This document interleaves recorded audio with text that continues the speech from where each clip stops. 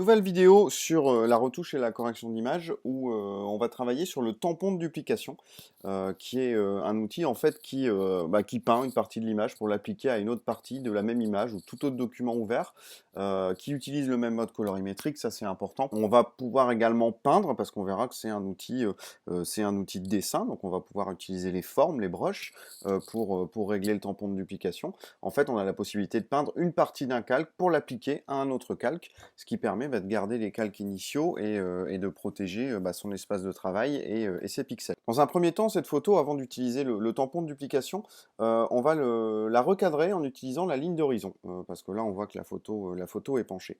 Alors, pour ce faire, vous sélectionnez l'outil recadrage. Vous voyez qu'il y a un certain nombre d'options qui apparaissent au-dessus, notamment tout ce qui est ratio de recadrage, par exemple ici en carré, en 16 neuvième, etc. On a la possibilité également de directement rentrer les mesures en pixels par pouce ou en pixels par centimètre. On a la possibilité de régler un certain nombre d'options, notamment les options ici, pour proposer un recadrage via la règle de tiers, via le nombre d'or, via la spirale d'or, via un triangle, via une diagonale. Donc ce sont ici des repères qui vont nous aider à améliorer et à recadrer avec le plus de précision possible. Donc je prends l'exemple tout simple des règles de tiers. J'ai la possibilité ici de dessiner un cadre de sélection.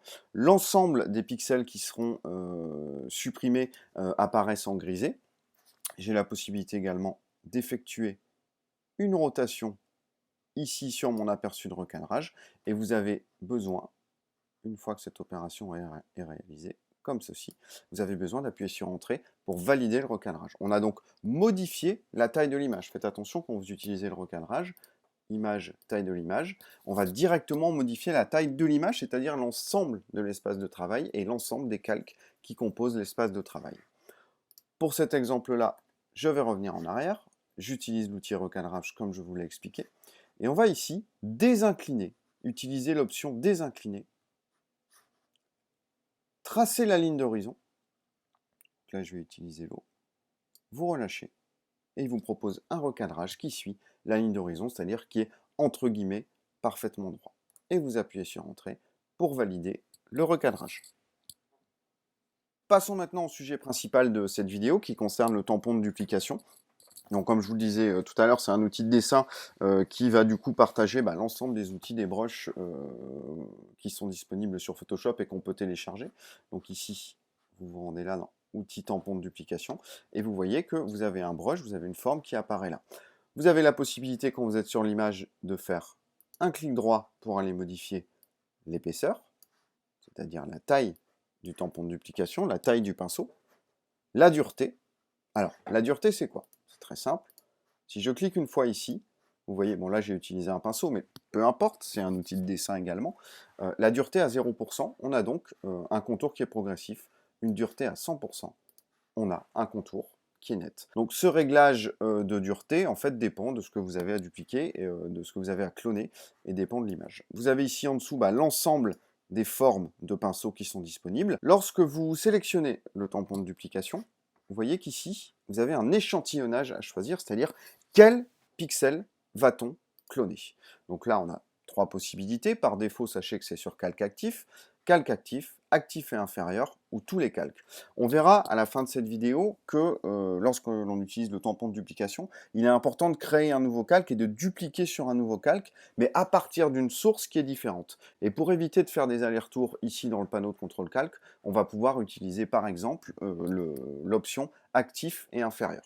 Là pour le moment, on va simplement rester sur ce calque d'arrière-plan, et on va voir maintenant comment définir la source à cloner et comment on va pouvoir, en surimpression, venir appliquer, dupliquer les pixels que l'on aura sélectionnés. On va ici, par exemple, imaginer que l'on souhaite retoucher, corriger cette image en faisant disparaître la personne qui fait bronzette sur sa bouée derrière. Quand j'appuie sur Alt ou sur Option sur Mac, donc Alt sur PC, Option sur Mac, vous voyez qu'il y a une cible qui apparaît. Cette cible, c'est ce qui va me permettre de définir les pixels à dupliquer, à cloner. Attention, sachez que, par exemple, ici, je clique sur le fond. Vous voyez qu'en surimpression, j'ai un aperçu de ce que je vais dupliquer.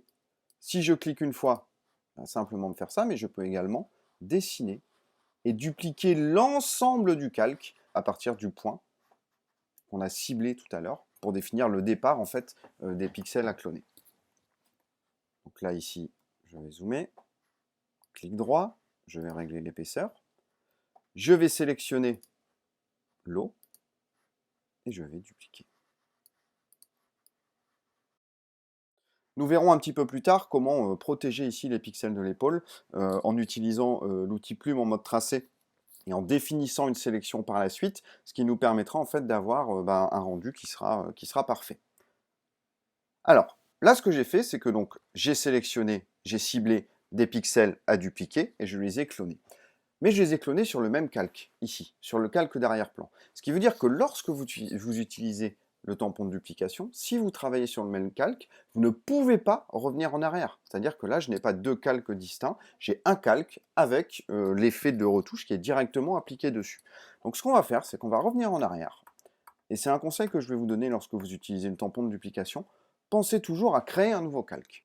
J'ai donc ce nouveau calque qui a été créé, qui est un calque vierge.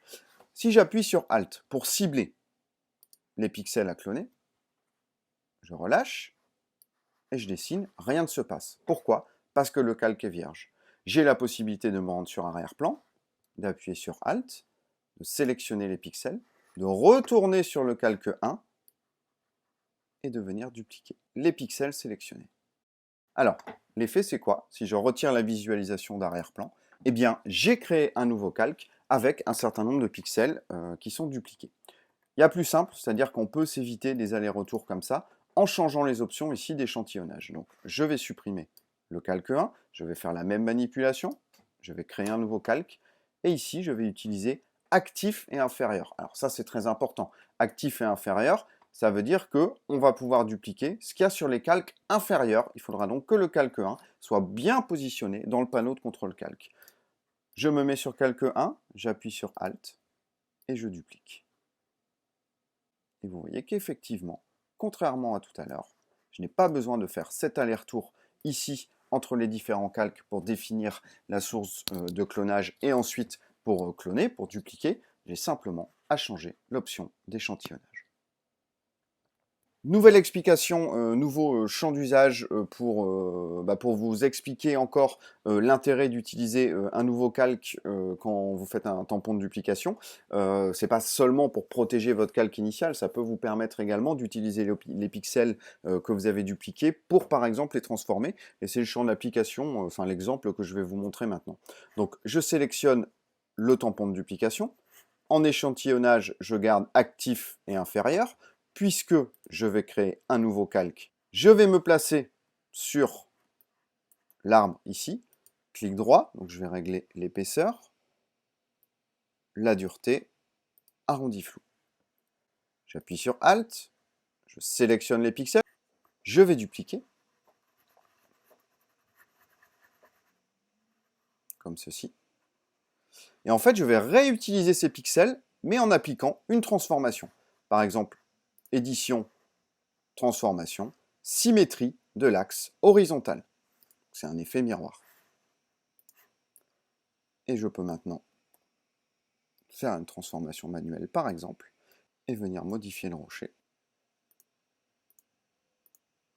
J'ai donc utilisé le tampon de duplication, non plus pour retoucher une image, mais pour ajouter des pixels existants sur un nouveau calque. Dernière partie de cette vidéo qui est plus vraiment en lien avec le tampon de duplication, qui va nous permettre de protéger un certain nombre de pixels en définissant une sélection dans laquelle on va appliquer le tampon de duplication. Donc là, je vais sélectionner l'outil plume en mode tracé.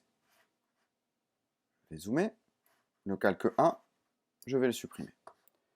Et je vais créer un tracé ici, autour de l'épaule de ce jeune homme. Je vais remonter et je vais fermer mon tracé. J'ai donc créé ici un nouveau tracé de travail. Je peux me rendre dans le panneau de contrôle tracé, faire un clic droit et définir une sélection. Un contour progressif que je vais mettre à 3 pixels par exemple, pour garder le flou ici, qui est tout simplement un flou de focale au niveau photographique. et pour affiner vraiment les contours de l'épaule, et j'appuie sur OK. Je resélectionne mon tampon de duplication. Au niveau de l'échantillonnage, je choisis actif et inférieur. Je crée un nouveau calque. Clic droit pour régler le brush du tampon de duplication. J'appuie sur Alt pour définir la source de duplication.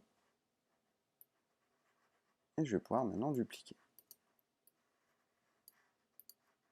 Donc vous voyez, n'hésitez pas à retourner pour identifier une nouvelle source, puisque comme je vous l'ai montré tout à l'heure, lorsque vous appuyez sur Alt et que vous définissez avec la cible la source de sélection, c'est pour l'ensemble de l'image. Donc si à un moment vous allez trop loin, je vais prendre un exemple bête ici, je vais me mettre là, si je sélectionne et que je continue à peindre, à un moment le bateau va réapparaître.